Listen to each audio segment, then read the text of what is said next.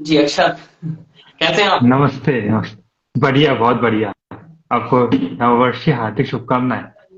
सभी दर्शकों को और आपको नववर्ष की हार्दिक और अक्षत, जी। दोनों लोगों ने आज हमें एक साथ ज्वाइन किया है और बड़ी हमारा तो सौभाग्य है ये दो लोग एक साथ। तो चलिए शुरू करते हैं। और तो कन्याकुमारी से ये जो यात्रा शुरू हुई है, इसके पीछे क्या राजनीतिक कारण आप मैं देखते हैं, और क्या आपको लगता है कि ये कांग्रेस के लिए किस तरीके से आने वाले जो इलेक्शन है उस पर क्या प्रभाव डालेगी, किस तरीके से आप देखते हैं इसको? जी अभिषेक, पहले तो आपका शुक्रिया और आपको नए साल की ढेर सारी शुभकामनाएं। धन्यवाद। अक्षत, आपको भी आज बड़े दिनों बाद अक्षत के साथ जी। बैठने का मौका मिल रहा है एक चर्चा पे। जी। तो अगर बात करें, देखिए, इस भारत जोड़ो यात्रा की, तो भारत जोड़ो यात्रा अपनी शुरुआत से ही काफी सिंबॉलिक रहा है। कांग्रेस पार्टी ने कोई कसर नहीं छोड़ी है इसको एक भारत के आम नागरिकों की यात्रा बनाने में। आप उसमें चाहे जी। भारत यात्रियों की बात हो या फिर जितना लोकलाइज इस यात्रा को किया जा सकता था उतना कांग्रेस पार्टी ने किया है। और जहां से बात करें कन्याकुमारी से शुरुआत करने की, तो एक तो वो हमारे देश के आखिरी छोर पे बसा हुआ जगह है, तो उन्होंने उसको चुना है। दूसरी, वहां पे विवेकानंद, महात्मा गांधी, ऐसे लोगों का भी एक जुड़ाव माना जाता है उस जगह से, खासकर कन्याकुमारी से। तो जी। ये भी एक बहुत बड़ा इस अहम हिस्सा है, क्योंकि राहुल गांधी ने खुद भी कहा है कि इस यात्रा, ये एक राजनीतिक यात्रा नहीं है, ये भारत के लोगों की यात्रा है, भारत के लोगों को भारत से जोड़ने की यात्रा है। तो जी। इसका सबसे अहम मुद्दा ही ये पूरे यात्रा का ही कि इसको सिंबॉलिक और लोकलाइज किया जा सके। और जैसा कि हम देख पा रहे हैं कि काफी हद तक इसमें सफल हुए हैं, वो कांग्रेस पार्टी की बात कर ले या राहुल गांधी की बात कर ले। तो जी। और सदर्न पार्ट हमेशा से ऐसा रहा है, जो कि भाजपा शुरुआत से, भाजपा साउथ का किला नहीं भेद पाई है। दक्षिण हमेशा से ही भाजपा के लिए वो आ, कांटे की टक्कर भी नहीं, क्योंकि भाजपा बहुत सारे ऐसे राज्य, अगर कर्नाटका को हटा दे तो वहां पे भाजपा कोई बहुत बड़ी पार्टी के तौर पर नहीं उभरती है।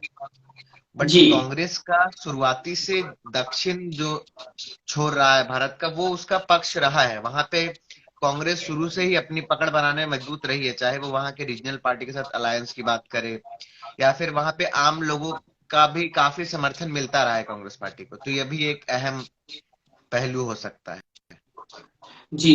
अच्छा, तो ऐसे में हम जानना चाहेंगे, ये कन्याकुमारी से यात्रा शुरू की, मयंक ने अपना पॉइंट ऑफ व्यू दिया, जी। तो आपको क्या लगता है कि क्या संदेश देना चाहती है कांग्रेस जनता को इस यात्रा से? जी। जहाँ इस यात्रा से जो मेरे को लगता है संदेश भारतीय जनता पार्टी देना, सॉरी कांग्रेस देना चाहती है, देखिए कुछ मुख्य उसके बिंदु हैं।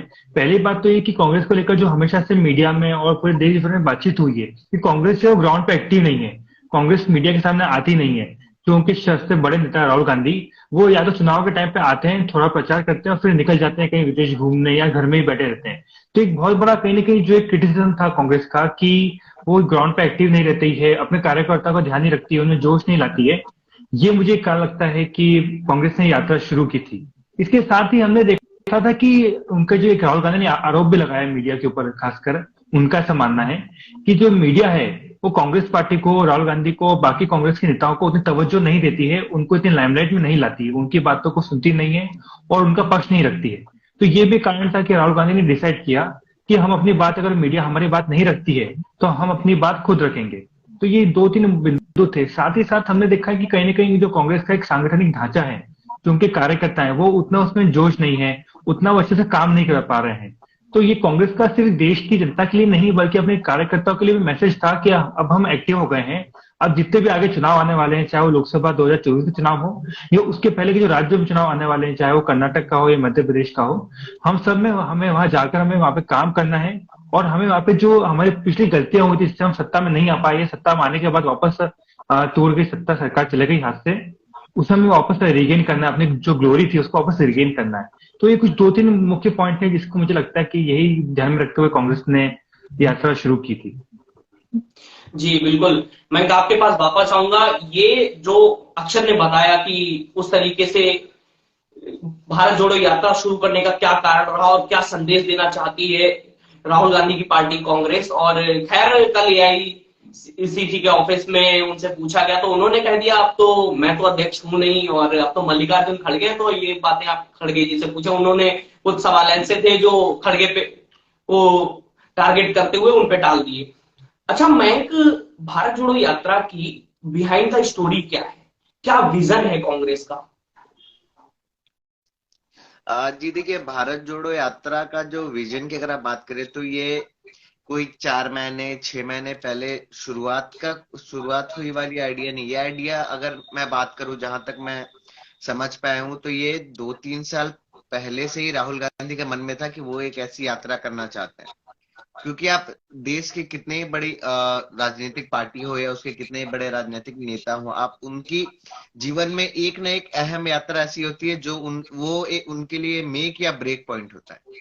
आप चाहे मोदी जी की बात करें, चाहे आप आडवाणी जी की बात करें, चाहे आप अटल जी की, आप जिस भी नेता को देखें, चाहे आप लालू यादव की बात करें, चाहे आप नरसिम्हा राव की बात करें, आप किसी की भी बात करें, तो एक रैली ऐसी, और रैली भी नहीं, आप एक ऐसी यात्रा वो करते हैं जिनसे उनका जो लोकल कनेक्ट होता है, क्योंकि वोटर्स उनको पसंद करते हैं जो उनके तक आते हैं। जी, सबसे बड़ी कोई भी राजनेता की पहचान यही है कि वो अपने काडर से, वो अपने लोकल, जो उसके सबसे लोकल लेवल पे, जो उसके ग्रास रूट लेवल के वोटर है, उनसे उनका कितना कनेक्ट है।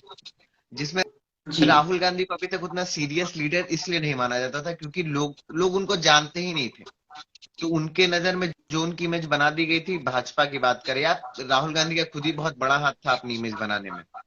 तो जी, बिल्कुल वो उस थोड़ा, तरीके से वो जमीन पे पहले नजर नहीं आए, जिस जी कारण से भाजपा की आईटी सेल द्वारा जी या सोशल मीडिया के थ्रू जो इमेज बनाई गई उनकी और लोगों ने वही समझ लिया, तो कहीं ना कहीं ये राहुल गांधी की इमेज भी साफ कर रहा है। और और अच्छा ये अक्षत, अक्षत आपको क्या मैं लगता है कि जी, क्या रणनीति है?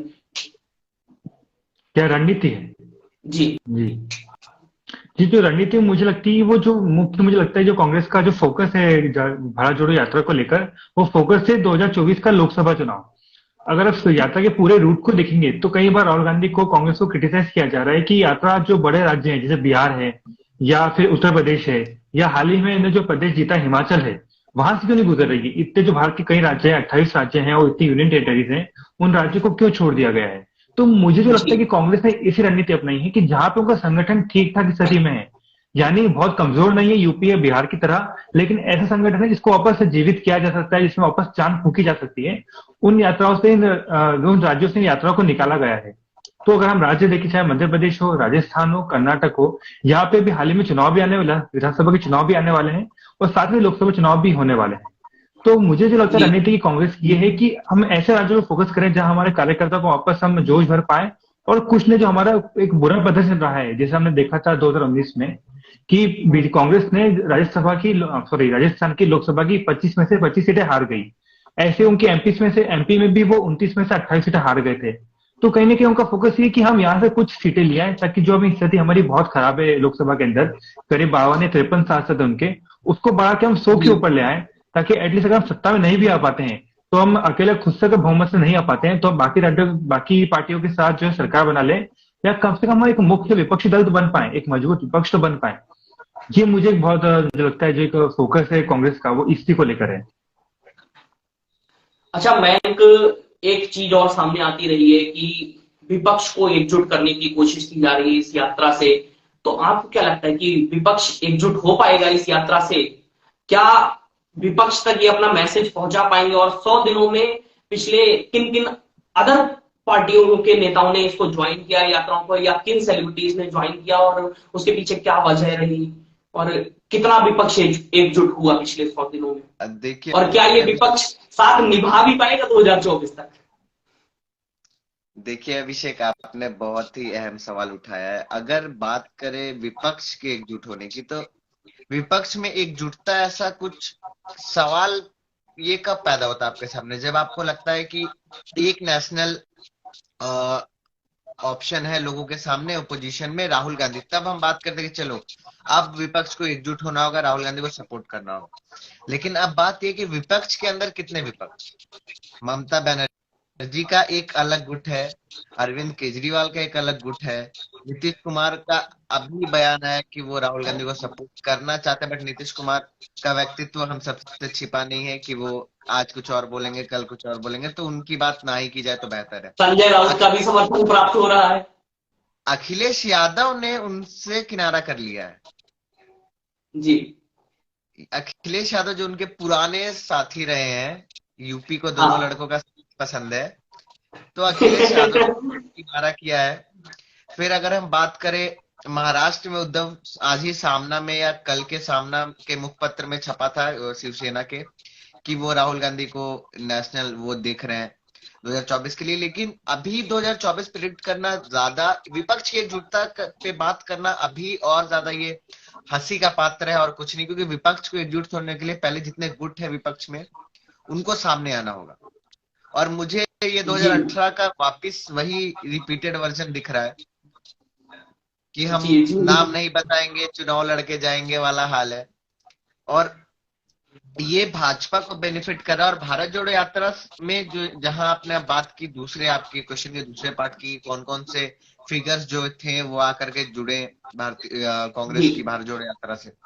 सवाल ये नहीं कि कितने पब्लिक फिगर्स आके जुड़े, सवाल ये है कि जितने पब्लिक फिगर्स आके जुड़े उनमें 90% ऐसे थे जो कंट्रोवर्शियल फिगर्स थे।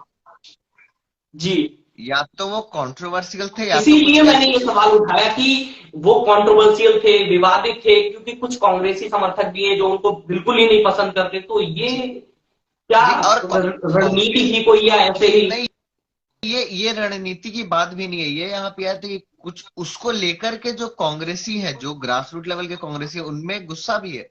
चाहे मेधा पाटकर हो, जिनके चलते नर्मदा प्रोजेक्ट में 20 साल तक देरी हो, तो वो जब आई तो गुजरात में जब भारत जोड़ो यात्रा जाएगा तो मे बी उसका बहुत बड़ा असर होगा, क्योंकि भाजपा ही इसे उठाएंगे। जी चाहे आप बात करें पूजा भट्ट या फॉर दैट किसी भी कंट्रोवर्शियल फिगर, और सौरा भास्कर, जिनको लेकर के लोगों में काफी नाराजगी है क्योंकि उनके बयान लोग काफी अच्छी तरीके से नहीं लेते। जी और भारत जोड़ो यात्रा मेरी नजर में कांग्रेस से ज्यादा राहुल गांधी के लिए जरूरी थी। कांग्रेस को अपना अध्यक्ष मिल चुका है, अब कांग्रेस उस तरीके से बढ़ेगा जैसा मल्लिकार्जुन खड़गे चाहेंगे, क्योंकि खड़गे से वो अभी खासा नाराज है कि उनका नाम खड़गे लिया जाए। तो राहुल खड़गे, जी, और खड़गे को लेकर खड़गे नाराज हैं। जी जी, तो राहुल गांधी के लिए ये बहुत बड़ी अपॉर्चुनिटी थी। और ये तो हम प्रिडिक्ट नहीं कर सकते कि ये कितनी सफल रही, कितने असफल रही, क्योंकि उनके पास खोने का कुछ था नहीं। राहुल गांधी के लिए अब एज अ लीडर खोने के लिए अब कुछ रहा नहीं, पाने के लिए बहुत कुछ है। और यही शायद उनको सबसे बड़ा बेनिफिट है इस यात्रा के दौरान। जी जी जी जी अभिषेक। तो भारत जोड़ो यात्रा अभी तक सही चल रही है, लेकिन ये जो 8 दिनों का ब्रेक है, कहीं ये उन पे भारी ना पड़ जाए, क्योंकि अभी उन्हें जन समर्थन मिलना मेन जो हिंदी हार्टलैंड बोलते हैं हम, वहां पे शुरू हुई थी। आप देखिए जी कर्नाटक में 21 दिनों तक थी भारत जोड़ो यात्रा। जी और वहीं आप जब दिल्ली हरियाणा जैसे राज्यों में आ रहे हैं, जहां पे आपको बहुत बड़ा जनसमूह मिल सकता है, जहां पे आपके पास काडर है, वहां से आप एकदम किनारे होते हुए बॉर्डर वाले एरिया से निकल जा रहे हैं। तो जी मिसमैनेजमेंट बोल लो आप, जो जहां पे अब आप बहुत कम जगह, ये सिर्फ कांग्रेस पार्टी में ही हो सकता है कि जब आपको लगेगा कि अभी मैं अपने मैक्सिमम स्पीड पे हूं, मैं अपने पीक पे हूं, चलो ठीक है थोड़ी देर के लिए रेस्ट ले लेता हूं, तो ये 8 तो दिनों का रेस्ट आपके मुताबिक ये रेस्ट नहीं होना चाहिए था, और अब भारत जोड़ो यात्रा जोर पकड़ रही थी तो जी, इन्होंने रेस्ट ले लिया और ये गलत किया। क्योंकि शायद मैं थोड़ा सा टॉपिक से भटकूंगा। आप एक तरफ आप उस इंसान से अपनी बराबरी या कंपटीशन रख रहे हो जिनकी मां के निधन के 2 घंटे बाद वो इनॉग्रेशन प्रोजेक्ट में थे, जी तो आप उस तो इंसान कंपटीशन को, तो तगड़ा है। आप तगड़ा भी नहीं, आप उनके लीग में नहीं हो, आप उनका ऑल्टरनेटिव बनना चाहते हो, तो आपको जी उनकी तरह सोचना पड़ेगा। आपको उनकी तरह, आप चर्चे में हो कि आपको ठंड क्यों नहीं लगती है, आपको चर्चे में होना चाहिए था कि ठंड में इतनी पॉल्यूशन क्यों है दिल्ली में। जी हाँ हाँ, ये कांग्रेस पार्टी के आप यूट्यूब हैंडल पे देखें या कहीं भी देखें, हालांकि प्रेस कॉन्फ्रेंस में भी कल यही हुआ, दफ्तर में 40-48 मिनट की प्रेस कॉन्फ्रेंस में कम से कम 10 मिनट चर्चा हुई इस टॉपिक पे, ठंड और टी शर्ट को लेकर। तो और ये जनता ये बेमतलब की बातें हैं जो मीडिया उठाता है और जिस चीजों को कवर करना चाहिए वो नहीं करता है। अच्छा अक्षत, आपके पास आएंगे वापस जी कि आपको क्या लगता है कि विपक्ष एकजुट हो पाएगा, या क्या ये सफल होंगे अपने इस मिशन में कि भारत जोड़ो यात्रा के थ्रू ये जो एक जोड़ने चले हैं, भारत को जोड़ने चले हैं हम्म या विपक्ष को जोड़ने चले हैं? क्योंकि भारत तो जुड़ा हुआ है और अखंड भारत की स्थापना तो हम कर ही लेंगे। जी तो ये विपक्ष को जोड़ने के लिए विपक्ष जोड़ो यात्रा है, और ये विपक्ष कितना जुड़ पाएगा और कितना जुड़ा है अब तक, आप सबका पॉइंट ऑफ व्यू जानना चाहेंगे। जी, जहां तक विपक्ष को जोड़ने की बात है तो ये बड़ा मुश्किल है कि विपक्ष जुड़ पाएगा कि नहीं जुड़ पाएगा, क्योंकि हम अभी विपक्ष में फिलहाल देखें अगर, तो खाली एक नेता या एक ध्रुव नहीं है। राहुल गांधी अपनी अलग यात्रा चला रहे हैं, अपनी अलग राजनीति कर रहे हैं। अरविंद केजरीवाल के अपने अलग ही एम्बिशन है। वो राष्ट्र आम आदमी पार्टी जो है वो राष्ट्रीय पार्टी बन चुकी है कहीं ना कहीं। 2 राज्यों में सरकार है, बाकी राज्यों में उनका ठीक ठाक प्रदर्शन है। तो उनका अपना अलग ही सपना है कि उन्होंने खुद ने डिक्लेयर भी किया है कि हम किसी गठबंधन में शामिल नहीं होंगे, बल्कि अपने अलग ही अपना कैंपेन चलाएंगे और अलग तरीके से अपने आप को आगे बढ़ाएंगे। उसके अलावा ममता बनर्जी की भी अगर आपने अब कुछ सालों में देखें तो कांग्रेस से कोई इतनी खासी बनी नहीं है। रिश्ते जो कि कांग्रेस वगैरह हैं उनसे इतने अच्छे नहीं रहे हैं। हालांकि उन्होंने शरद पवार हो या बाकी नेताओं जो हैं, उद्धव ठाकरे वगैरह से मुलाकात की है, लेकिन वो मुलाकात कितनी सफल होगी ये भी एक देखने लायक होगा। तो विपक्ष जुड़ पाता है नहीं जुड़ पाता है, ये काफी एक क्वेश्चनेबल है कि कितना हो पाएगा, क्योंकि हर किसी की अपनी अपनी एम्बिशन है, हर किसी की अपनी अपनी इच्छाएं हैं। हर कोई चाहता है कि वो 2024 में मोदी जी को डायरेक्ट टक्कर दे, भले उनके पास संगठन वैसा हो या ना हो, या वैसी कैपेबिलिटी उनके पास हो या ना हो, लेकिन चाहते सब यही कि हम मोदी जी को टक्कर दें। तो विपक्ष को जी जोड़ना एक बहुत ही मुश्किल होगा। अगर इसके लिए सभी विपक्षी पार्टी एक साथ आती है और कुछ कॉमन जो फैक्टर्स हैं, कुछ कॉमन जो चीजें हैं, उसमें अपने आप को साथ में लाती है कि हम इस इश्यूज पे साथ हैं, इन चीजों पे हम एक साथ, हमारा एक ही सुर रहेगा, अगर उन पर फोकस करती हैं तो ठीक रहेगा। अदरवाइज अगर सोचती है कि नहीं सबसे प्रधानमंत्री कौन बनेगा, अगर डिबेट इस पे होती है, मायावती बोलती है प्रधानमंत्री मैं बनूंगी, नीतीश बोलते हैं प्रधानमंत्री मैं बनूंगा, तो फिर तो ऐसे तो हो रह गया गठबंधन, फिर तो नहीं हो पाएगा। सबको फिलहाल जितने मुझे लगता है विपक्ष को साथ में आना और साथ में चुनाव लड़ना है। अगर बीजेपी को हारना ही नहीं हो, एटलीस्ट कम से कम एक अच्छी फाइट ही देनी है, तो उसके लिए उन्हें कुछ कॉमन ग्राउंड पे तो आना पड़ेगा, जहां से वो जनता को समझा सके, जनता को रिझा सके। अब प्रधानमंत्री का नाम अलापने से कुछ नहीं होगा, उससे कोई फर्क नहीं पड़ेगा। उल्टा जी मोदी जी अपना नारा ले आएंगे कि देखिए मैं देश को आगे बढ़ाने में लगा हूँ, सब मुझे जिताने में लगे हुए, हराने में लगे हुए हैं। तो वो कहीं ना कहीं जी जो बिल्कुल। पहले नारे चले थे वो आ जाएंगे वापस। जी बिल्कुल।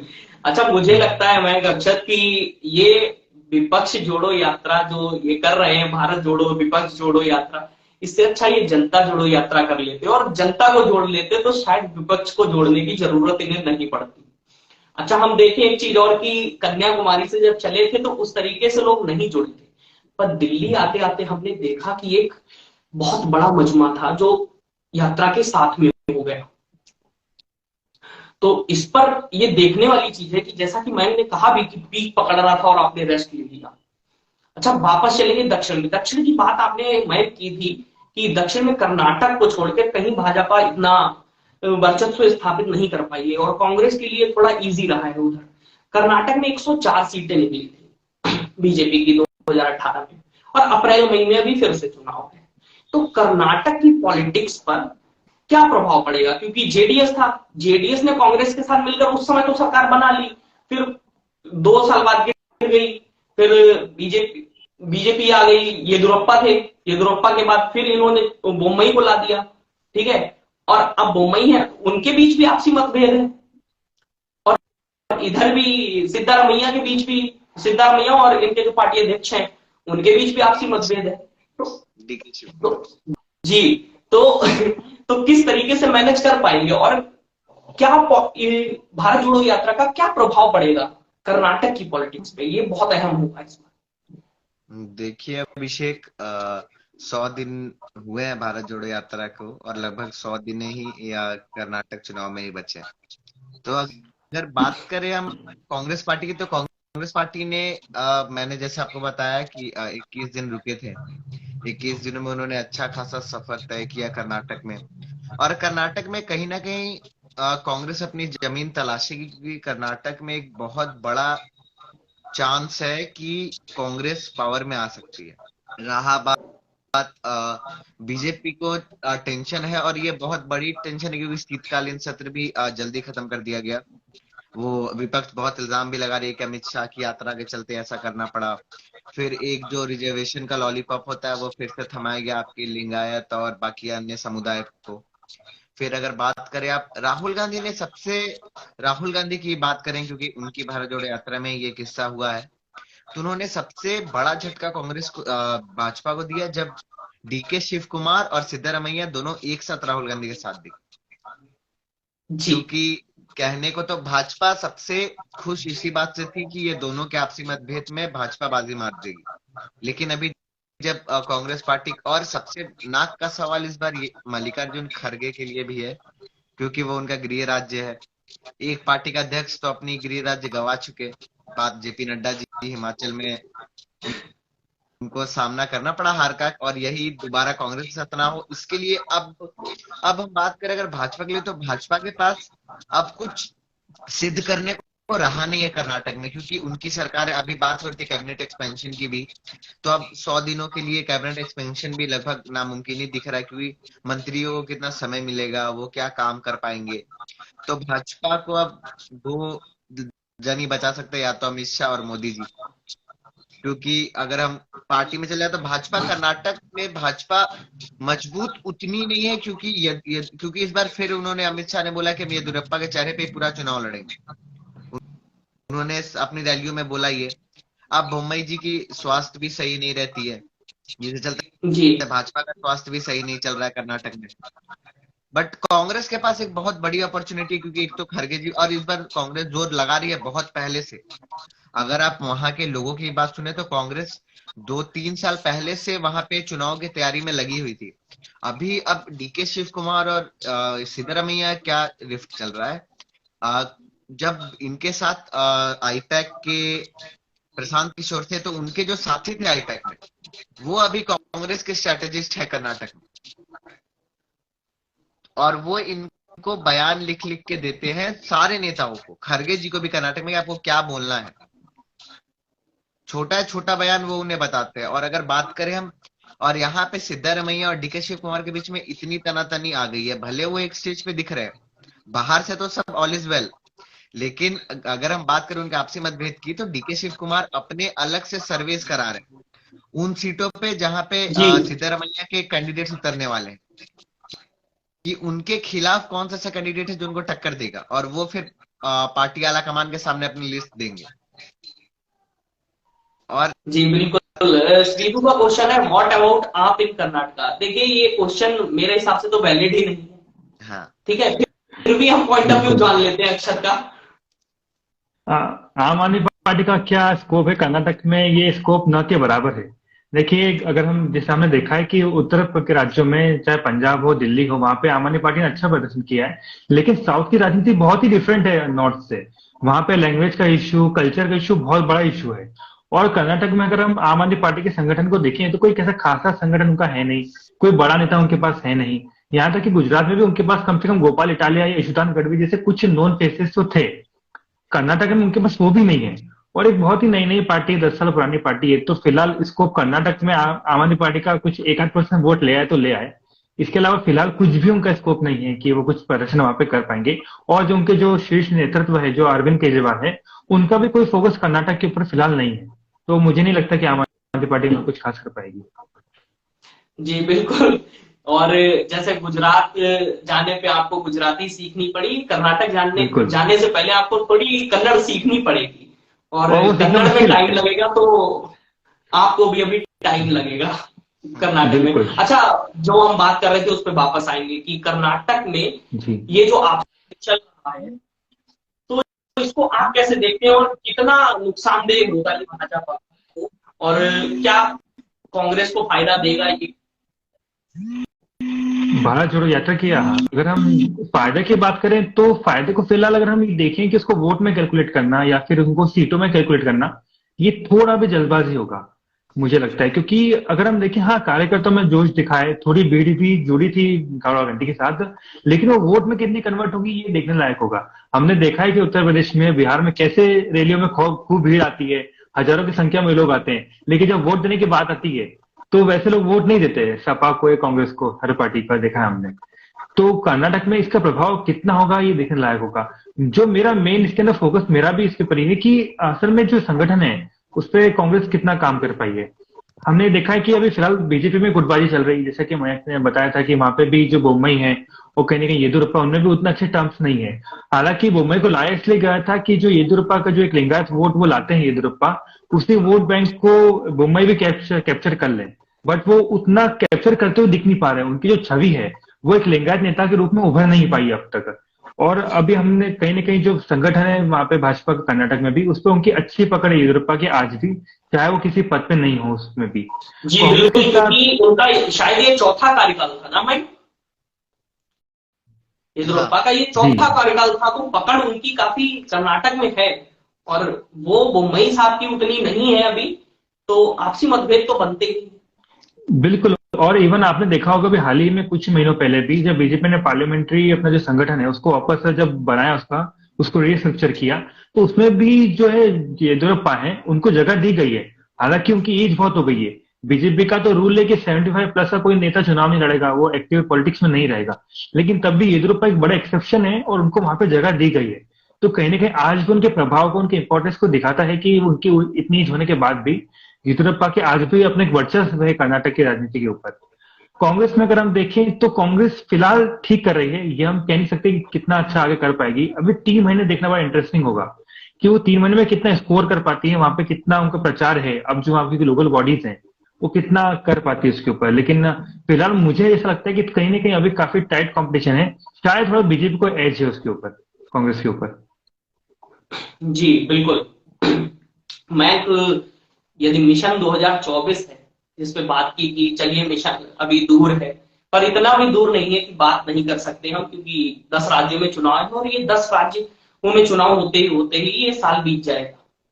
ठीक है, और शायद जम्मू कश्मीर में इस बार चुनाव भी हो विधानसभा का। तो अगर मिशन 2024 है तो उत्तर प्रदेश, बिहार, बंगाल, इन सबको आपने भारत जोड़ो यात्रा में किनारा कर दिया। उत्तर प्रदेश में देखें तो केवल बुलंदशहर से छोटा सा एरिया, जितना टाइम आपने मध्य प्रदेश को दिया और कर्नाटक को दिया, तमिलनाडु को दिया, उतना टाइम भी नहीं दिया आपने, कुछ नहीं दिया आपने उत्तर प्रदेश को। और आप हिंदी हार्टलैंड की बात कर रहे थे, तो ये कितना महंगा पड़ सकता है इन्हें। अगर मिशन 2024 है और विपक्ष भी अगर आप मजबूत बनना चाहते हैं, मजबूत विपक्ष के साथ बैठना चाहते हैं आप, तो ये कितना महंगा पड़ सकता है आपको। जी अभिषेक, आपके बिल्कुल बात से मैं इत्तेफाक रखता हूँ। वहीं अभी एक और खबर वही आ रही है कि जो दूसरी यात्रा है जो ईस्ट से वेस्ट तक जाएगी या वेस्ट से ईस्ट तक जाएगी, जिसका नेतृत्व खरगे जी करेंगे। मैं सुना हूँ कि उसमें राहुल गांधी, शायद राहुल गांधी नहीं रहेंगे या फिर वो बीच में ज्वाइन करेंगे, ऐसा कुछ बातें चल रही हैं।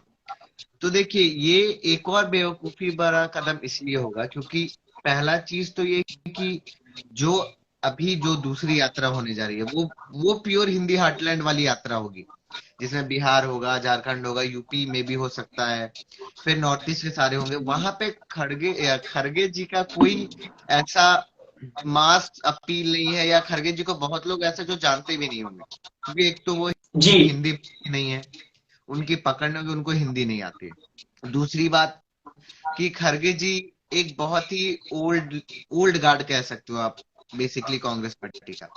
और ये जो हिंदी हार्टलैंड है, यहाँ पे ओल्ड गार्ड को लेकर के कोई ऐसा सिंपैथी या फिर कुछ ऐसा नहीं है जिसमें लोग बोलेंगे नहीं ये हमारे पुराने नेता है। तो वो भी नहीं है, क्योंकि आपने देखा है कि बिहार हो, मध्य प्रदेश हो, फॉर दैट मैटर झारखंड हो, इन सब स्टेट्स में आपको एक बिहार, यूपी, ये सारे हिंदी हार्टलैंड्स में आते हैं। इसमें जी आपको एक पकड़ चाहिए। अगर यहाँ पे आपकी पकड़ है तो फिर देश की सत्ता पे ही आपकी पकड़ है। और जो कि हम साफ साफ देख पाते हैं, बीजेपी जब सत्ता में नहीं थी मध्य प्रदेश में कुछ दिनों तक, तो वो बौखलाई हुई थी कि किसी तरह हमें सत्ता चाहिए, क्योंकि आपको अगर जी केंद्र में रहना है तो आपको आपकी पकड़ बनी रहनी चाहिए। और भारत जोड़ो यात्रा का नहीं टच करके जाना इन सारे राज्यों में, या जहां जाना वहां भी बस मुंह दिखाई भर जाना, तो ये कहीं ना कहीं बहुत घातक साबित होगा। और ये हो रहा है, क्योंकि आप वहां पे अगर विपक्ष की बात करें तो बिहार में विपक्ष बहुत मजबूत है। आरजेडी जेडीयू मिलके भाजपा को आने ही नहीं दे रहे हैं बिहार में।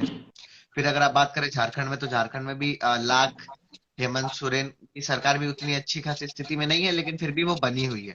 भाजपा ने कोशिश किया था, बट वो बनी हुई है। फिर पश्चिम बंगाल में भी, पश्चिम बंगाल तो एक विपक्ष का केंद्र माना जा सकता है। मैंने मतलब बहुत कम ऐसे राज्य हैं जिसमें अमित शाह और मोदी जी को बार बार जाना पड़ता है। मोदी जी अमित शाह उड़ीसा भी नहीं जाते हैं, लेकिन वह पश्चिम बंगाल या दीदी से उनके रिलेशन कॉर्डियल हमेशा रहते हैं। ईडी के इतने रेट्स के बाद भी अभी तक अभिषेक बनर्जी बाहर है, अभी तक टीएमसी स्मूथ चल रही है। तो भारत जोड़ो यात्रा अगर बंगाल जाती तो मे बी एक विपक्ष का एक और शक्ति प्रदर्शन माना जा सकता था कि चलो सारे लीडर्स एक उस पे आ रहे, स्टेज पे आ रहे, वहां भी नहीं गई। फिर मध्य प्रदेश में ठीक है, मध्य प्रदेश, बट मध्य प्रदेश में भाजपा और शिवराज सिंह चौहान है, for that matter Narottam Mishra का भी ग्राउंड पे अपील है। एमपी के लोग कहीं ना कहीं उनको मानते हैं, तो वहां पे भारत जोड़ो यात्रा का सिग्निफिकेंस नहीं देख सकते।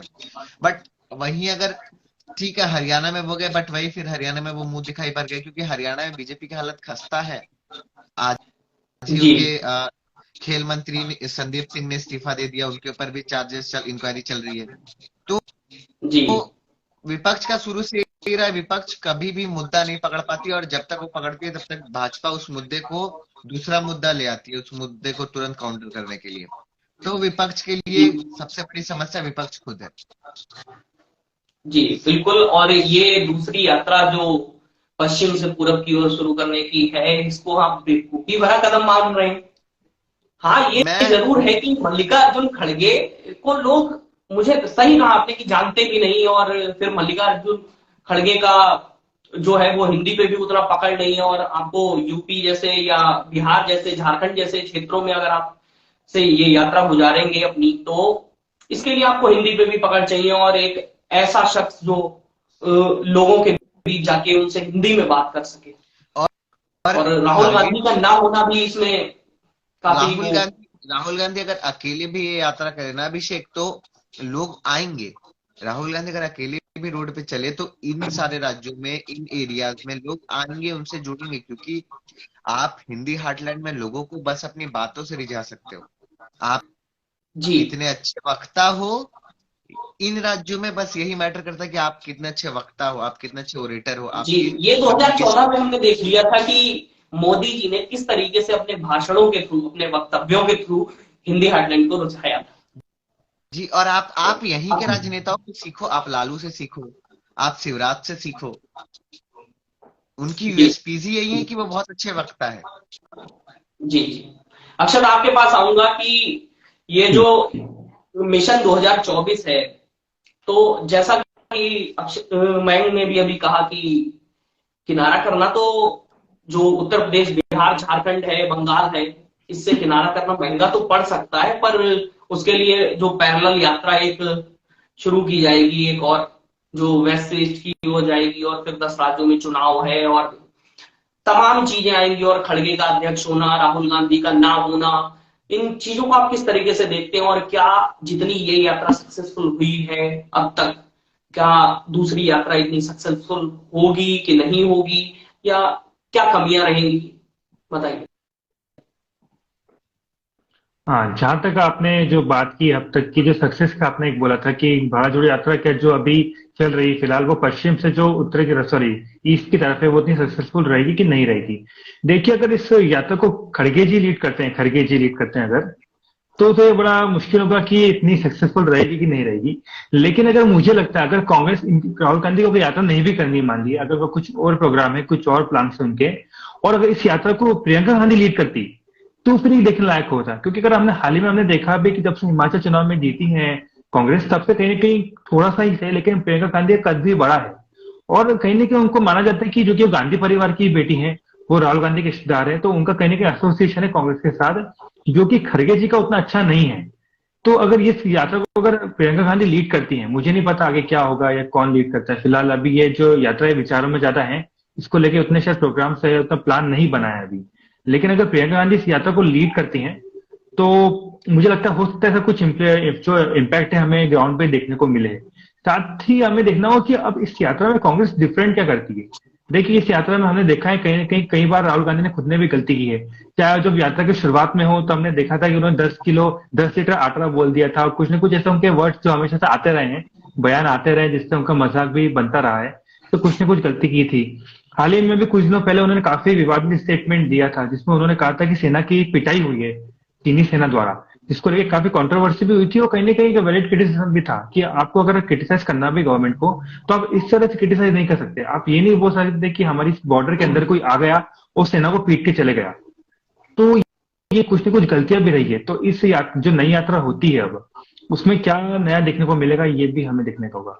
तो ये, और आप जी क्या कहना बिल्कुल, चाहते शब्दों हैं? का सही चयन ना करना कांग्रेस पे हमेशा से ही भारी पड़ता रहा है, चाहे वो राहुल बिल्कुल। गांधी के रूप में हो, चाहे किसी अन्य नेता के रूप में हो। तो जो यात्रा अभी कागजों में नहीं आई है, या हमें नहीं पता कि होगी कि नहीं होगी, जो हिंदी हार्टलैंड को टच करने की कोशिश करेंगे ये लोग, या प्रियंका गांधी या कोई भी लीड करे, फर्क नहीं पड़ता।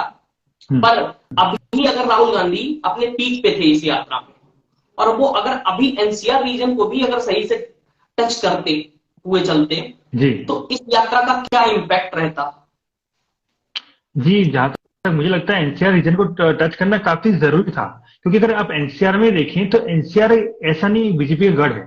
अगर आप चाहे एनसीआर के जितने भी सिटीज देखें, चाहे वो नोएडा हो, गाजियाबाद हो, फरीदाबाद हो, ये सभी वो एरिया हैं जो कि बीजेपी गढ़ रहे हैं, जहाँ पे लाखों लाखों वोटों से बीजेपी जीतती है और हमेशा से अच्छा प्रदर्शन करती है। तो हमने देखा कि खाली बुलंदशहर में आया, वो एक टच करते हुए चले गए, एक आध भाषण वगैरह करते हुए चले गए, वो सफिशियंट नहीं था इस यात्रा के लिए भी और कुछ कांग्रेस के लिए भी। आपको हो सकता है कुछ टाइम, मुझे लगता है आपको स्पेंड करना चाहिए था एटलीस्ट।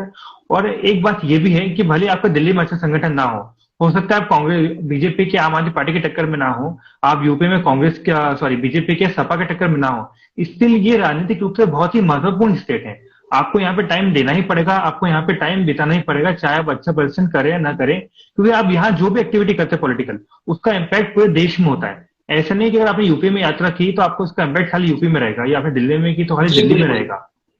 तो जी आपको क्योंकि बिल्कुल, मेरा मानना है कि यूपी के अच्छे खासे, चाहे वो बरेली हो या कम से कम कुछ नहीं तो अपने ही जो गृह क्षेत्र था अमेठी, वहां से ही निकल जाते। कम से कम वहां अपना जो संगठन था, आपको याद होगा कि 2019 में वो बुरी तरीके से हार गए थे वहां पे, अगर वहां से यात्रा निकाल लेते अमेठी से, रायबरेली से, तो एक अच्छा इम्पैक्ट जाता।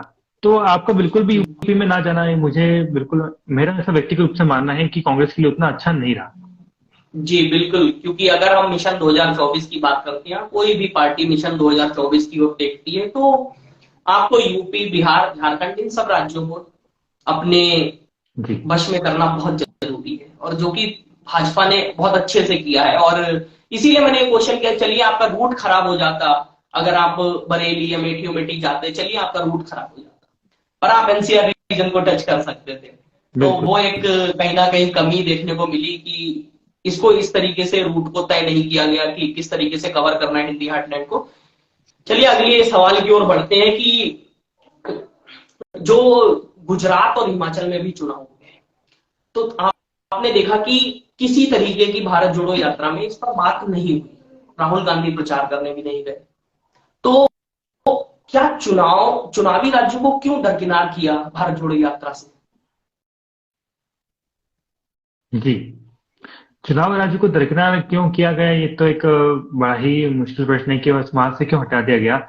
मुझे लगता है कि कांग्रेस को कहीं ना कहीं ये लग गया होगा कि गुजरात में उनका संगठन वीक है, तो वहां जाने का क्या ही फायदा। साथ ही एक कांग्रेस में कहीं ना कहीं इंटरनल मैसेज था कि इस बार जो पूरा हिमाचल का चुनाव है, वो प्रियंका गांधी खुद देख रही है और वो चाहती नहीं थी कि किसी और नेता का या किसी और जो बड़े नेताओं का इंटरफेरेंस हो, राहुल गांधी का या बाकी चीज का इंटरफेरेंस हो। साथ ही कांग्रेस ने कहीं ना कहीं अपने जो एक्शन है, जो अपना प्लान है, बिल्कुल ही डिसाइड कर लिया था कि जो हिमाचल का प्रदेश चुनाव है वो प्रियंका गांधी देखेंगी। और साथ ही जो भारत जोड़ो यात्रा है, उसका पर्पस विधानसभा चुनाव ना होते हुए लोकसभा चुनाव होगा, 2024 में जो लोकसभा चुनाव होने वाला है, वो उसका पर्पस होगा। इसलिए हमने देखा कि चाहे गुजरात हो हिमाचल हो, गुजरात में भी वो खाली एक आध दो रैली करने गए थे, और हिमाचल में तो उतना भी नहीं गए। हालांकि कांग्रेस को जीत मिल गई, लेकिन कांग्रेस के कोई प्लान में हिमाचल या गुजरात का चुनाव ऐसा रहा नहीं। अब ये क्यों किया गया, इसको लेके काफी सारे थ्योरीज हैं, किसी कुछ और मानना है, किसी कुछ और मानना है। लेकिन एक नहीं गए थे, उसका इम्पैक्ट पड़ा। मुझे लगता है कि शायद गुजरात ना जाने से उनको इतना नुकसान ना हुआ, क्योंकि चले भी जाते तो कुछ खास कर नहीं पाती कांग्रेस वहां पे। और हिमाचल तो वैसे भी वो जीत गए अच्छी खासी एक मेजोरिटी से, तो उनको कहीं ना जी कहीं बिल्कुल। लग गया था। जी बिल्कुल, तो हिमाचल ने अपना रीति रिवाज निभाया और इनको सत्ता में लाया बिल्कुल। वापस। मैं आपकी तरफ आएंगे कि राजस्थान और छत्तीसगढ़ वो दो ऐसे राज्य हैं जहां पर कांग्रेस की सरकार है और ऑपरेशन लोटस सक्सेसफुल नहीं हुआ। अब सवाल ये है कि कांग्रेस चुनाव है, राजस्थान में भी है, छत्तीसगढ़ में भी है, भूपेश बाघेल साहब है, इधर गहलोत साहब है। तो क्या ये दो राज्य अपने बचा पाएगी? क्या यहाँ कंटिन्यू करेगी या फिर सत्ता का पलटवार होगा? या भारत जोड़ो यात्रा का क्या इम्पैक्ट इन राज्यों में, क्योंकि राजस्थान में आपने अच्छा समय बिताया है, तो उम्मीद करेंगे कि कंटिन्यू करें, पर क्या ऐसा होगा या नहीं होगा? आपको क्या लगता है? देखिए, सबसे बड़ा जो आज का सवाल है, या फिर जो आपने अभी बिल्कुल ठीक मेंशन करा है, राजस्थान और छत्तीसगढ़, इन दोनों राज्यों ने ही नाक बचा के रखी हुई है कांग्रेस पार्टी की। खासकर छत्तीसगढ़, क्योंकि छत्तीसगढ़ बड़ा स्मूथ चल रहा है। वो उसमें उथल पुथल, राजनीतिक उथल पुथल हमें ज्यादा देखने को मिलती नहीं है, और अगर मिलती भी है तो वो काफी माइनर होता है, माइन्यूट होता है, तो वो ऊपरी सतह तक आता नहीं है। तो छत्तीसगढ़ और भूपेश बघेल की आप राजनीतिक समझ बता दें कि कभी भी आप ये नोटिस करेंगे कि भाजपा भी उनको ज्यादातर टारगेट नहीं करते, और उनके अच्छे संबंध है। अभी हाल ही में वो आकर के मोदी से मुलाकात करके गए हैं, तो उनके संबंध अच्छे हैं। उन्होंने प्रेस कॉन्फ्रेंस में सीधे बोला है कि केंद्र सरकार भले ही छत्तीसगढ़ में बहुत अड़ंगा डाला, मतलब कई कार्यों में अड़ंगा डाला है, लेकिन अगर कोई बाहर का बिलावल अगर हमारे प्रधानमंत्री को कुछ बोलेगा तो हम उसकी कड़ी निंदा करेंगे। तो जी उन्होंने ये साफ कर दिया है कि अब उनके रिलेशन बहुत कॉर्डियल है, वो अपने रिलेशन खराब नहीं करेंगे। रहा बात राजस्थान का, तो राजस्थान कांग्रेस के लिए बहुत बड़ा राज्य है, लेकिन वहां पे वो अपने घर में वो खुद ही परेशान है। पायलट और गहलोत के बीच में जो गहमा गहमी होती रहती है, और वो नई बात नहीं है। गहलोत को लगता है पिछले कि मेरा 4 सालों में कितना राजनीतिक उठापटक राजस्थान में हुआ है, हम सब उसके प्रत्यक्ष प्रमाण है। लेकिन यहीं पे आपको सबूत मिल जाता है कि 140-42 साल पुरानी पार्टी होने का कुछ पक्ष होते हैं आपके पास। इतनी उथल पुथल के बाद भी अभी तक उस राज्य में भाजपा सरकार नहीं बना पाई, भाजपा सेंध नहीं लगा पाई। उस और किसी भी राज्य में होता या फिर और कहीं दूसरा कुछ होता तो भाजपा भी तो सरकार बना चुकी होती। लेकिन पायलट, एक तरफ गहलोत है जिन्हें लगता है कि उनका राजनीतिक वर्चस्व खतरे में रहेगा, या उनका अपने राजनीतिक वर्चस्व से ही मतलब है, जिन्होंने अध्यक्षी, इतना बड़ा जो कांग्रेस पार्टी का अध्यक्ष पद छोड़ के वो एक राज्य के मुख्यमंत्री बने रहना चाहते हैं, तो उन्होंने कुछ ना कुछ देखा होगा। रहा पायलट की, तो पायलट की बात है कि आप पायलट के दिमाग में कि इट्स पे बैक टाइम, मैंने कांग्रेस पार्टी को, राहुल गांधी को या मेरे परिवार ने इतना कुछ दिया, अब कांग्रेस या खासकर राहुल सोनिया की बारी है कि वो मुझे पे बैक के तौर पर सीएम की कुर्सी दे। तो पायलट को भी पता है कि मैं सिंधिया की तरह पार्टी छोड़ दूं तो मुझे ज्यादा मंत्री पद मिल जाएगा केंद्र सरकार में, लेकिन राजस्थान जैसे जगह का मुख्यमंत्री होना बहुत बड़ी बात है। और भाजपा के भी आपस में मतभेद है, भाजपा भी उधर राजमाता से परेशान है, इधर खुद में ही उनकी पार्टी में इतने गहमा गहमी चल रहे हैं। तो भाजपा और कांग्रेस वहां पे कोई अलग नहीं है, अगर मतभेद कांग्रेस में है तो भाजपा में भी है। तो ये अभी राजस्थान सबसे बड़ा सवाल बना हुआ है कि वहां पे आपसी मतभेद सुलझा करके सरकार कौन सी पार्टी बनाएगी। जी बिल्कुल बिल्कुल, क्योंकि और ये भी एक अहम रहेगा कि अगर आप सरकार बनाते हैं तो क्या आप अशोक गहलोत के साथ कंटिन्यू करेंगे कि सचिन पायलट को उतारेंगे? क्योंकि सचिन पायलट तो चाहते थे 2018 में भी, क्योंकि अपनी अपनी महत्वाकांक्षाएं तो कहीं ना कहीं है। तो आप, और वो मुद्दा राजनीति ये है आपकी कि गहलोत, है कि अगर कांग्रेस कहीं गहलोत के साथ कंटिन्यू ना करे तो पार्टी में सेम बीजेपी शायद आसानी से लगा पाए। तो ये चीजें अहम रहेंगी और देखने लायक होंगी, और ये सब चीजें हमें इसी साल देखने को मिलने वाली है। 2023 राजनीतिक जी मायनों से बहुत महत्वपूर्ण साल रहने वाला है। बहुत महत्वपूर्ण है। अच्छा, मध्य प्रदेश के निवासी अक्षय त्रिवेदी आपके पास आते हैं और बिल्कुल मध्य प्रदेश में भी चुनाव है, और मध्य प्रदेश की बात हमने पहले भी की। मध्य प्रदेश के लिए स्पेशल क्वेश्चन मैंने बचा के रखा कि मध्य प्रदेश में जो 2018 में हुआ, जी, क्या कांग्रेस उसको दोहराएगी और बीजेपी फिर कंटिन्यू कर पाएगी? क्योंकि आप विपक्ष को एकजुट करने की बात कर रहे हैं, ठीक है, बार बार मैं इसी मुद्दे को उखाड़ रहा हूं कि विपक्ष को एकजुट। अरे कहीं ऐसा तो नहीं कि आप विपक्ष को एकजुट करने जाए और आपकी अपनी पार्टी में फूट पड़ जाए? क्योंकि आप तो अपने नेताओं को ही खुश नहीं कर पाते हैं, आपकी अपनी पार्टी में ही आपसी मतभेद चलते रहते हैं, और वही सब कारण है कि 2018 में जो आपके साथ हुआ कहीं वो दोबारा ना हो जाए, क्योंकि चुनाव तो मध्य प्रदेश में है ही, और शिवराज सिंह चौहान भी किस तरीके से लगे हुए हैं वो दिख रहा है। तो क्या बिल्कुल आपको क्या लगता है कि बीजेपी कंटिन्यू करेगी कि मध्य प्रदेश जी। में इस बार सशक्त कांग्रेस आएगी? देखिए, फिलहाल अगर हम देखें तो हमने देखा था कि 2018 में कांग्रेस ने काफी एक अच्छी फाइट दी थी। उस समय असल में जो एक मुझे लगता है जो बड़ा प्लस पॉइंट था कांग्रेस के अंदर, कि भले ही कितनी भी गुटबाजी हो, लेकिन जब प्रचार करने की बात आई, जब पार्टी को जिताने की बात आई, तो सिंधिया हो, कमलनाथ हो, दिग्विजय हो, और जितने भी बाकी बड़े नेता हो कांग्रेस के एमपी में, सभी साथ में थे। वो हो सकता है उनके अंदर पीठ जो पर्दे के पीछे उनमें कहीं ना कहीं गहमा गहमी चलती रहती हो, कुछ वाद विवाद होते रहते हो, लेकिन जब स्टेज के सामने थे तो फिर भी एकजुट दिखाई दे रहे थे। राहुल गांधी ने सबको एकजुट किया था। इस बार सिचुएशन ये है कि कहीं ना कहीं कांग्रेस में मुझे जो लगता है कि वो जो 2018 में जोश था, जो उनका एक कैंपेन था, जो उन्होंने माहौल बनाना स्टार्ट किया था बीजेपी के खिलाफ, कि अब जनता को बदलाव चाहिए, अब एमपी को बदलाव चाहिए, इस बार वो वैसा कुछ अब तक तो क्रिएट नहीं कर पाए। हालांकि अभी काफी टाइम है, करीब 1 साल है चुनाव होने में, तो काफी टाइम में अगर कांग्रेस इसको अच्छे से कैप्चर करती है तो हो सकता है कुछ अच्छा कर ले। लेकिन अगर अभी तक देखिए तो कांग्रेस को इतने ग्राउंड पे इतने एक्टिव नहीं है। कमलनाथ तो है, दिग्विजय है, मीटिंग तो करते रहते हैं, चेतावनी तो देते रहते हैं अपने कार्यकर्ताओं को कि आपको अच्छे से काम करना है, सब बोलते रहते हैं कि सभी नेताओं को एकजुट रहना है, लेकिन फिर भी कांग्रेस में वैसी जान अब तक दिख नहीं रही है। और इसके विपरीत अगर हम बीजेपी में देखें तो बीजेपी ने अब अपनी स्थिति कहीं ना कहीं बेहतर कर ली है। शिवराज के खिलाफ भी लोगों को में ये है कि यार हमारे पास शिवराज के अलावा कोई दूसरा चेहरा नहीं है। लोग ये मानते हैं कि अगर कोई मुख्यमंत्री बनेगा तो या तो शिवराज बनेंगे या बीजेपी में से कोई और बन जाएगा, चाहे वो नरोत्तम मिश्रा हो या फिर कोई बाकी जो इनके नेता हैं, चाहे सिंधिया हो, उनको केंद्र से राज्य में लाया जा सके।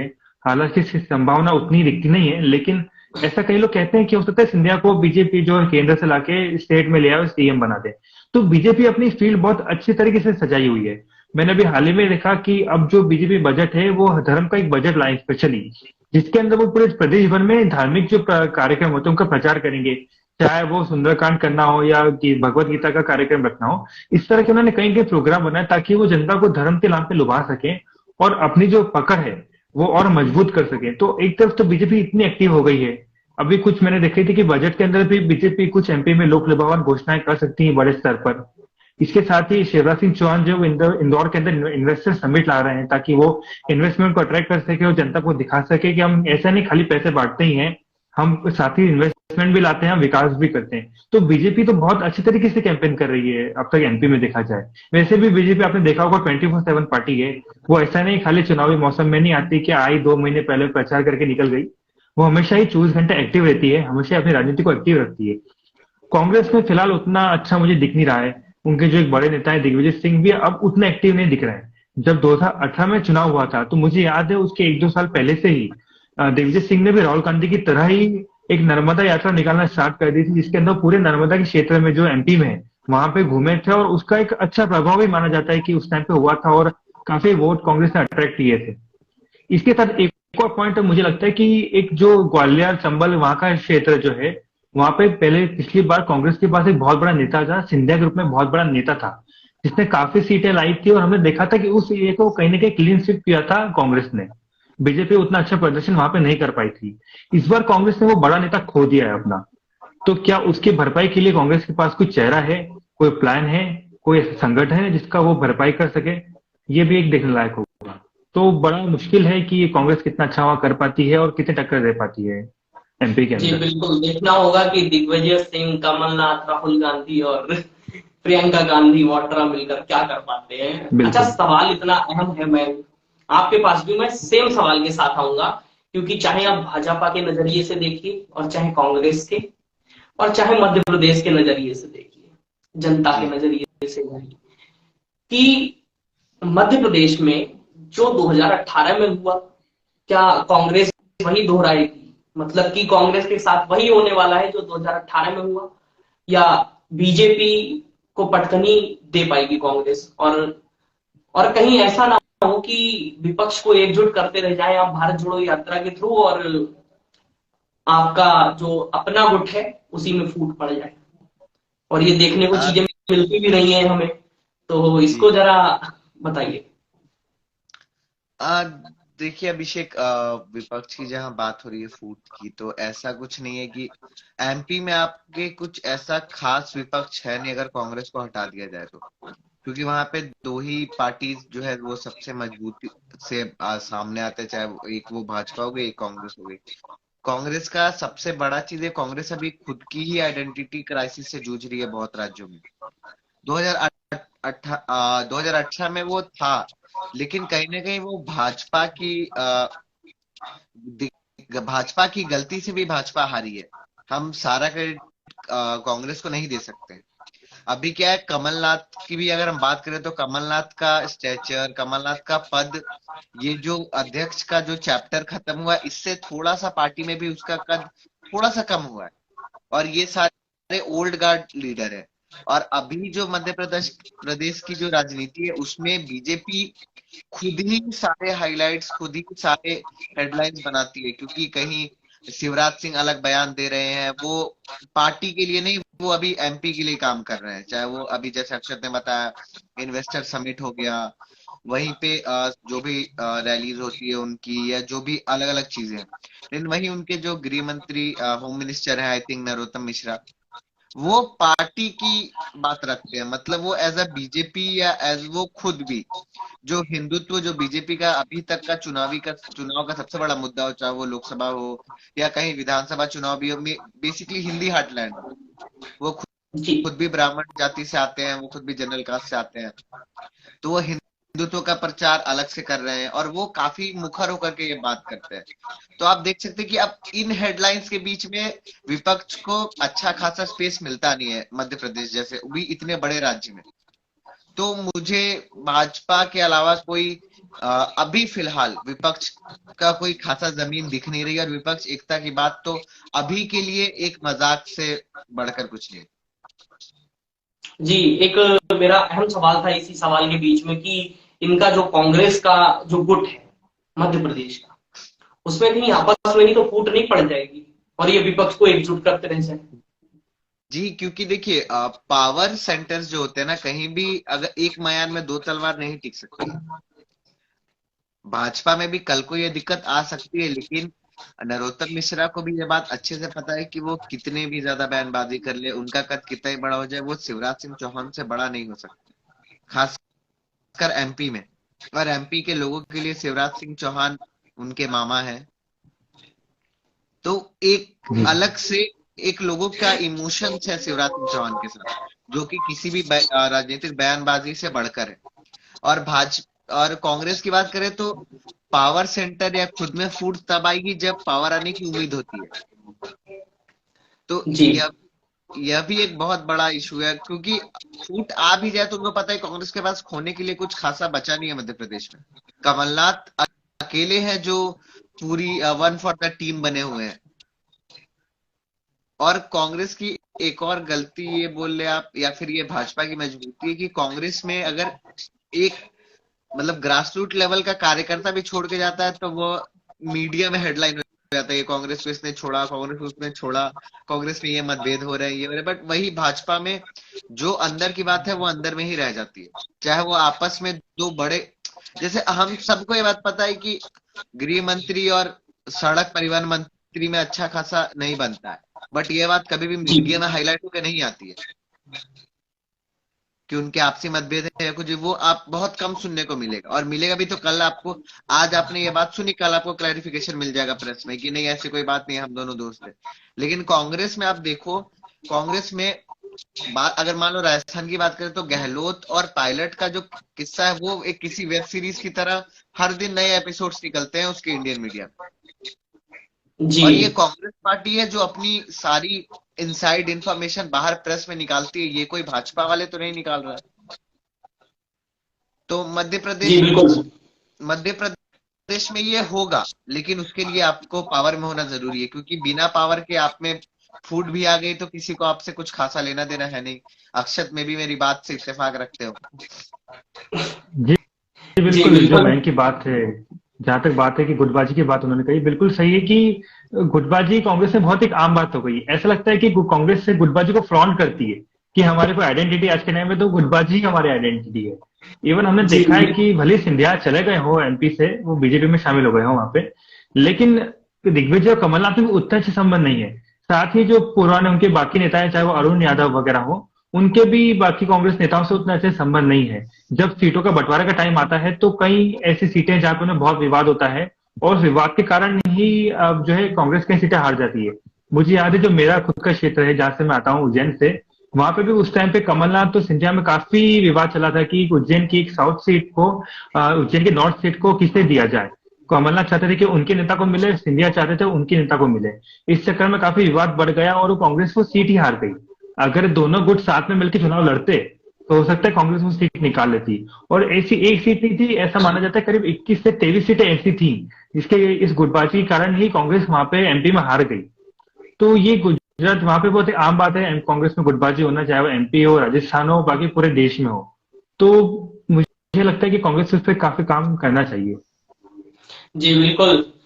अक्षत 100 दिन पूरे हो चुके हैं और जी 50 दिन बाकी है। 150 दिनों की यात्रा है ये, और 50वां दिन जो है वो श्रीनगर में होना है। तो जी। भारत जोड़ो यात्रा में ये श्रीनगर को ही क्यों चुना गया? कारण क्या है? क्या इसके पीछे हम्म। कश्मीर का विधानसभा चुनाव है और कांग्रेस वहां मजबूती चाहेगी, या बीजेपी वहां पे उस तरीके से, अभी देखें तो बीजेपी उस तरीके से मुझे नहीं लगता कि कश्मीर में पकड़ बना पाएगी। तो कहीं ना कहीं कांग्रेस को वैसे ही बेनिफिट होता कश्मीर में, तो विधानसभा चुनाव में। जी और भारत जोड़ो यात्रा अगर डेस्टिनेशन श्रीनगर है तो होना ही होना है। आपको इस पे क्या लगता है कि किस रणनीति के तहत श्रीनगर को चुना गया, और क्या आगामी विधानसभा चुनाव जो लगभग होना होना तय है, और मुझे लगता है कि इस वर्ष शायद वहां भी ये विधानसभा चुनाव हो जाएगा, तो आपकी क्या राय है इस पे, क्यों चुना जी। गया? हाँ, जो आपने एक बात रखी, जो आपकी पहली बात थी कि श्रीनगर क्यों चूज किया गया, तो पहला जी तो कहीं ना कहीं कांग्रेस दर्शाना चाहती है कि जो यात्रा है वो साउथ से लेकर नॉर्थ तक है।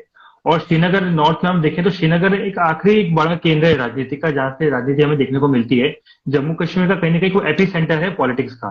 तो कांग्रेस ये दर्शाना चाहती थी कि हम साउथ से लेकर नॉर्थ तक हमने यात्रा की है, और श्रीनगर उसका आखिरी केंद्र है। दूसरा हमने ये देखा है कि अब इस साल संभावना है कि श्रीनगर में शायद जम्मू कश्मीर में इस बार चुनाव हो जाए। हालांकि देखना होगा चुनाव होते कि नहीं होते, क्योंकि एक पक्ष ये भी इसके अंदर है कि बीजेपी चाहेगी कि जब 2024 में लोकसभा चुनाव हो तभी साथ में जम्मू कश्मीर में भी चुनाव करवा दिए जाए, ताकि जो नेशनल इश्यूज का फायदा है, जो कि मोदी लहर का, मोदी के नाम का जो फायदा हमें बाकी राज्यों में देखने को मिलता है, उसका फायदा हो सकता है हमें, वो चाहती हो बीजेपी की उसमें जम्मू कश्मीर में भी मिले। और साथ में चुनाव कराएंगे तो बीजेपी को फायदा होगा। और इसके साथ ही हमने देखा है कि कहीं ना कहीं जब 370 जब से बीजेपी ने हटाया है, तब से अपने बीजेपी ने कश्मीर में काफी पकड़ बढ़ा दी है। जम्मू में तो अच्छे खासे मजबूत थे ही सही, लेकिन जो कश्मीर का रीजन है, श्रीनगर वाला हो, बारामूला हो, ये सब रीजन में भी काफी बीजेपी ने अपनी अच्छी पैठ बढ़ा दी है। कई क्षेत्रों को उन्होंने ऐसा डिक्लेयर किया है कि हम यहाँ आतंकवादी फ्री क्षेत्र हो गया है, यहाँ पे अब कोई आतंकवाद नहीं बचा है। तो बीजेपी ने अपना संगठन काफी मजबूत किया है। भले ही वहां पे एनसी, वहां पे नेशनल कॉन्फ्रेंस हो, यहाँ पे पीडीपी भी मजबूत हो, लेकिन तभी बीजेपी यहाँ पे एक अच्छी स्थिति में है। तो कांग्रेस कहीं ना कहीं जो बीजेपी जो किला बना रही है, उसी को भेदने के लिए भी उनका एक ये टारगेट था कि हम श्रीनगर में यात्रा करें, वहां पे यात्रा को अंतिम रूप दे, वहां कुछ समय बिताएं, ताकि जो हमें देखने को मिलता है कांग्रेस वहां पे कमजोर हो गई है। खासकर जब से गुलाम नबी आजाद कांग्रेस छोड़ के चले गए, खुद की पार्टी उन्होंने बना ली है, तब से कांग्रेस वहां पे वैसे ही थोड़ी कमजोर थी, उसके बाद से और कमजोर हो गई है। तो मुझे लगता है जो आखिरी पड़ाव श्रीनगर में रखा गया है, ये कहीं ना कहीं कांग्रेस की कोशिश थी कि जो उनका संगठन वीक हो गया है, जो संगठन वहां पे उनका उतना कमजोर है, उसको वापस जीवित किया जा सके, उसमें कहीं ना कहीं नई जान फूकी जा सके। जी बिल्कुल। अच्छा, मैं आपकी भी राय, मुद्दा अहम है कि श्रीनगर ही क्यों चुना गया, और कश्मीर का विधानसभा चुनाव भी हो सकता है इसी वर्ष। तो क्या ये इन सब मुद्दों को देखते हुए श्रीनगर को चुना गया, और क्या कांग्रेस की पकड़ वहां कमजोर हो रही थी तो कांग्रेस ने रिवाइव होने के लिए श्रीनगर को चुना? तो आपकी क्या राय है इस पर?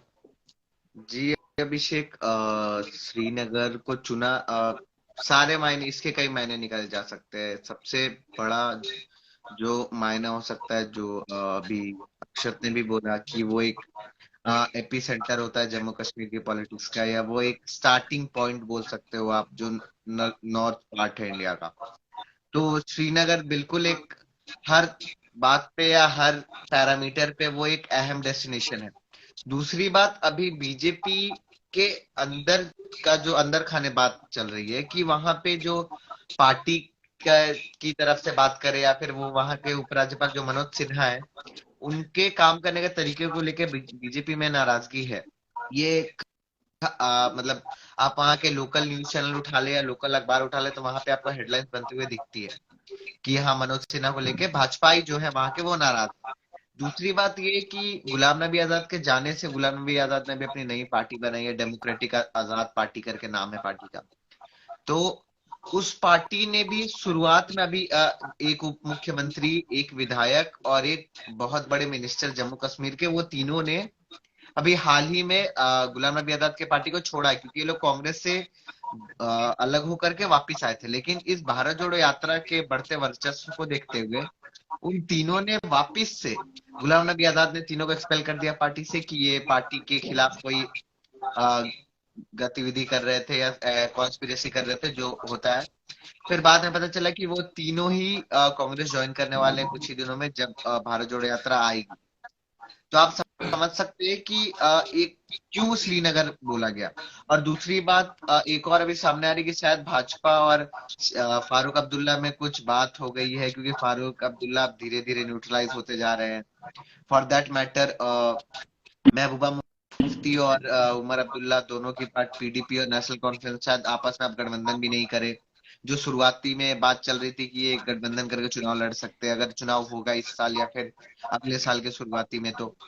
और कांग्रेस पार्टी अब अपनी मतलब क्योंकि अब देखिए अब श्रीनगर में मतलब जम्मू कश्मीर में मेनली क्या होगा ना कि सारी पार्टी इसको वापिस से अपने आप को स्थापित करना होगा जम्मू कश्मीर में, चाहे वो भाजपा हो, चाहे वो नेशनल कॉन्फ्रेंस हो, चाहे वो कांग्रेस हो। क्योंकि अब 370 हटने के बाद बहुत सारी उथल पुथल हुई है जम्मू कश्मीर में, नए वोटर्स आए हैं, नए मायने से राजनीति हो रही है। तो एक बहुत ही जो राजनीतिक समीकरण की बात करता हूँ वो काफी बदला हुआ होगा जम्मू कश्मीर में। और यह चुनाव ही साबित करेगा कि जम्मू कश्मीर किस तरीके से अब आगे बढ़ना चाहता है। अगर भाजपा चुनाव चाहती है तो वो उसके मायने कुछ अलग होंगे। नेशनल कॉन्फ्रेंस का जो अभी तक भाजपा के अलावा कोई ऐसी ऑल्टरनेटिव हमें दिखती हुई मिल नहीं रही है जम्मू कश्मीर में, क्योंकि जब से 370 हटा है तब से नेशनल कॉन्फ्रेंस और पीडीपी दोनों ही काफी ज्यादा खस्ते हालात में है। वहीं कांग्रेस अभी भी अपनी पकड़ बनाने की कोशिश में है। तो और क्योंकि सारे सर्वेज वगैरह हो गए हैं तो जहां तक बात थी कि चुनाव इस साल के अंत में किया जा सकता है क्योंकि अगले साल शुरुआत में अगर चुनाव होगा तो फिर जम्मू कश्मीर में भी काफी ज्यादा सेना या फिर फोर्सेस की जरूरत पड़ेगी जो कि जिसका effect may be national elections के टाइम हो। तो यह देखना दिलचस्प होगा कि आगे अभी क्या राजनीति होती है या क्या डेट्स आते हैं। तो जी बिल्कुल बिल्कुल अक्षत और मैं हमने काफी भारत जोड़ो यात्रा की सफलता की बात कर ली और क्या कमियां रही और क्या रूट रहा, काफी बात कर ली। पर अब हम थोड़ी भाजपा की सफलता की बात करते हैं। अब आप भी हैरान होगी कि भाजपा की सफलता की क्या बात। देखिए कि यात्रा शुरू हुई, अब सोशल मीडिया पर डेली बीजेपी के हैंडल, ट्विटर हैंडल से, इंस्टा हैंडल से पोस्ट आनी शुरू हो गई, भारत तोड़ो यात्रा। जी तो बीजेपी का शुरू से ही ये मानना रहा भारत तोड़ो यात्रा है ये। और बीजेपी आपको क्या लगता है कि कितना सफल हुई है इस चीज में कि चाहे इंस्टाग्राम ट्विटर पे इसको ट्रोल करने को लेके हो या इसको भटकाने, यात्रा को भटकाने, और वो जो बीजेपी के ट्विटर हैंडल से पोस्ट आती है कि नेहरू ने भारत को तोड़ा, उन चीजों में कितना सफल रही है बीजेपी। जी हाँ, देखिए अगर हम शुरुआत से देखें तो बीजेपी ने काफी अटैक किया इस यात्रा के ऊपर।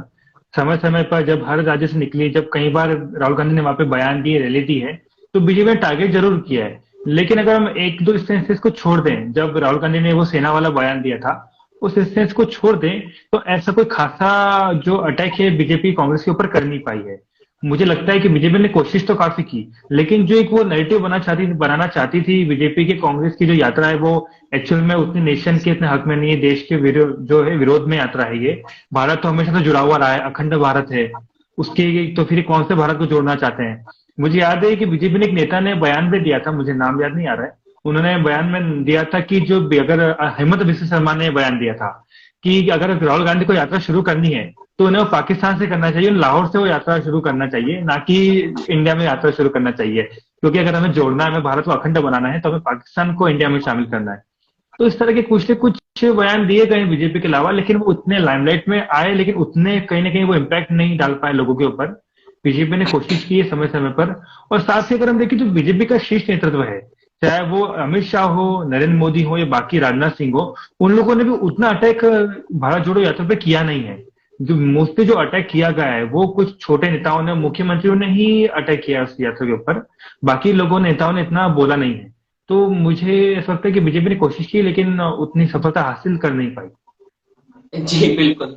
चलिए, आपने जो उस बयान की बात की, तो मैं सरकार से दरख्वास्त करूंगा कि चूंकि केंद्र में आप हैं, तो हम अखंड भारत की स्थापना की उम्मीद आपसे ही करते हैं। तो मैं चाहूंगा कि बिल्कुल। आप यात्रा को म्यांमार से शुरू करें और मैं म्यांमार से ईस्ट कॉरिडोर तक आपके साथ रहूंगा। और जैसे ही आप वेस्ट कॉरिडोर पर इसकी शुरुआत में पहुंचेंगे, यानी कि गुजरात के कच्छ इलाके तक पहुंचेंगे, और वहां से मैं अफगानिस्तान तक आपके साथ चलूंगा। मैं उस यात्रा को लीड करने की कोशिश करूंगा, अगर भारतीय जनता पार्टी ऐसा करती है अखंड भारत की स्थापना के लिए।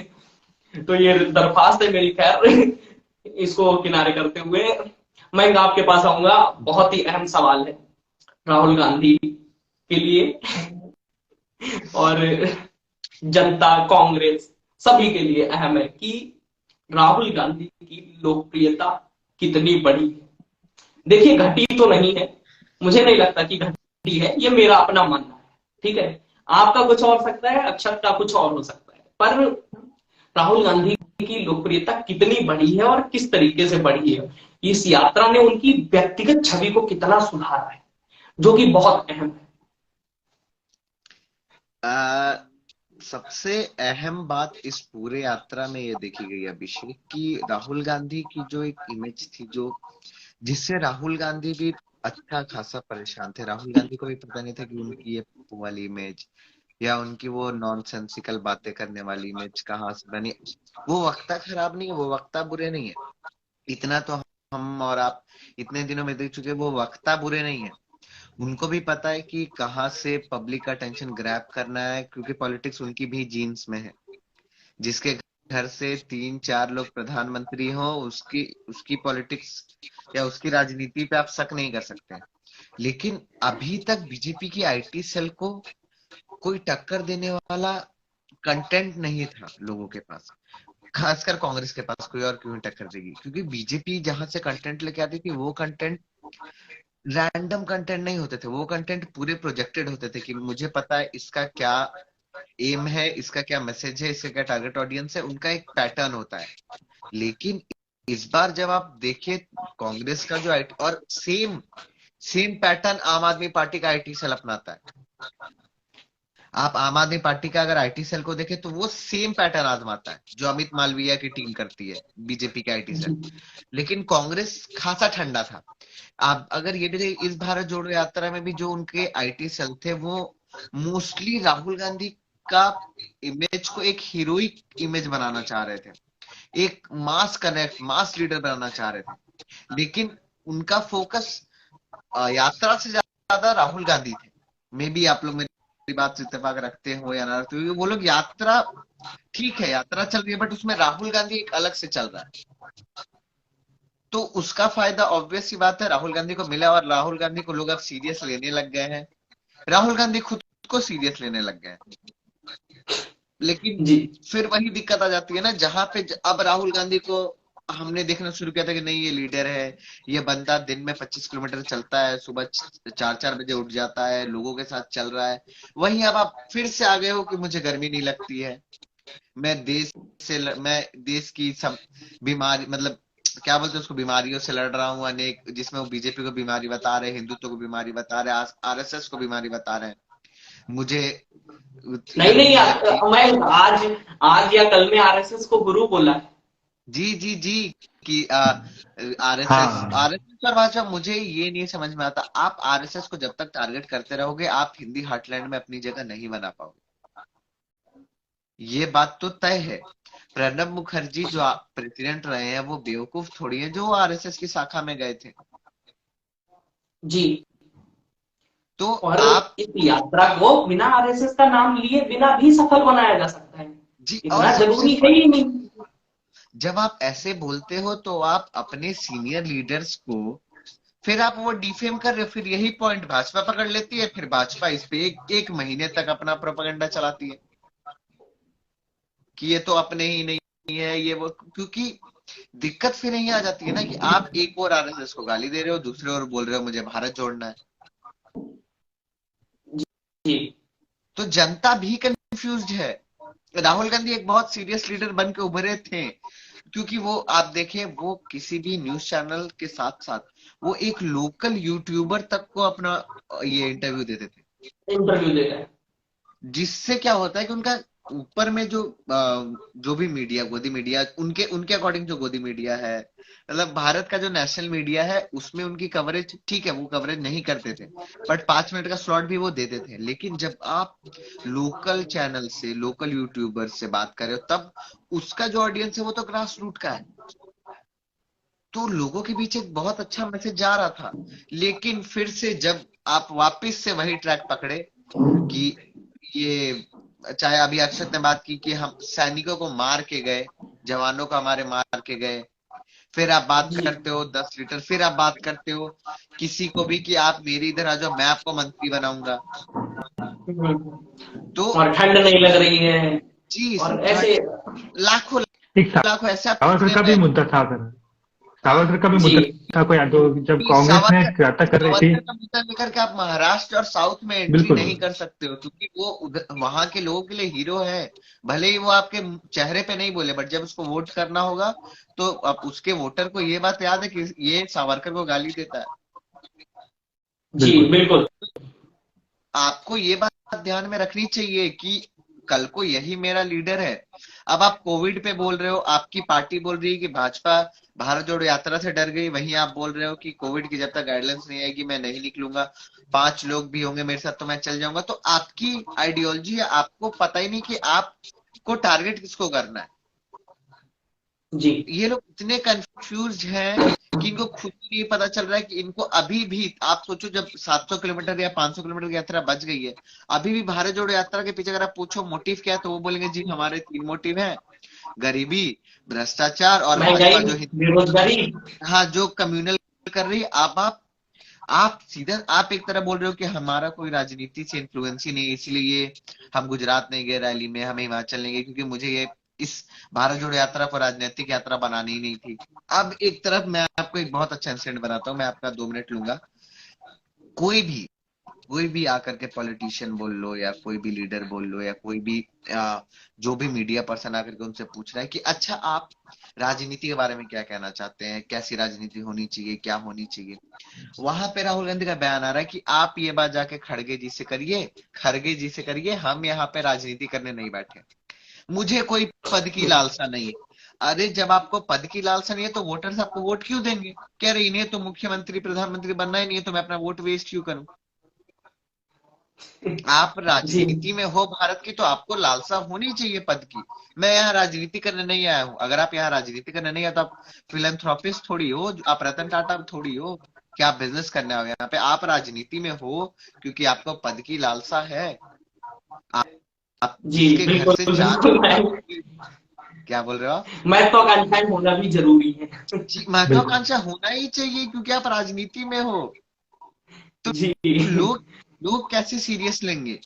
आप अच्छा, बताओ मेरे मुझे को। लगता है कि राहुल गांधी ने जो गड़बड़ किया है वो दिल्ली आके, जब बंदा अपने घर आ जाता है ना, तो घर में सोचता है कि ठीक है, हाँ नॉर्मली चीजों हाँ को लेने लगता है और हाँ वो कहीं ना कहीं इनको महंगा पड़ सकता है। क्योंकि बीजेपी, जैसा कि आपने बताया जी कि वो एक पॉइंट उठा लेगी और महीने भर उसको प्रोपेगेंडा चलाएगी। जी तो जी वही जी इनके साथ होता रहा है कि ये उनको एक मौका देते हैं और वो एक मौका इनका पूरा जो इन्होंने 100 दिन में किया है वो 10 दिन में बेकार कर देंगे। जी बिल्कुल। जी बिल्कुल। शुक्रिया अक्षत और शुक्रिया मयंक, आपका समय के लिए देने के लिए। और 150 दिन जब इसके पूरे होंगे, श्रीनगर पहुंचेगी और वो जो विजुअल्स आएंगे वो हम भी प्ले करेंगे और हम भी दिखाएंगे अपने दर्शकों को, और उम्मीद करेंगे कि 150 दिनों की यात्रा राहुल गांधी जी पूरी करें। उनको बहुत बहुत शुभकामनाएं और न्यू ईयर की भी बहुत बहुत शुभकामनाएं आप सभी को एक बार फिर। चलिए शुक्रिया। अभिषेक, शुक्रिया।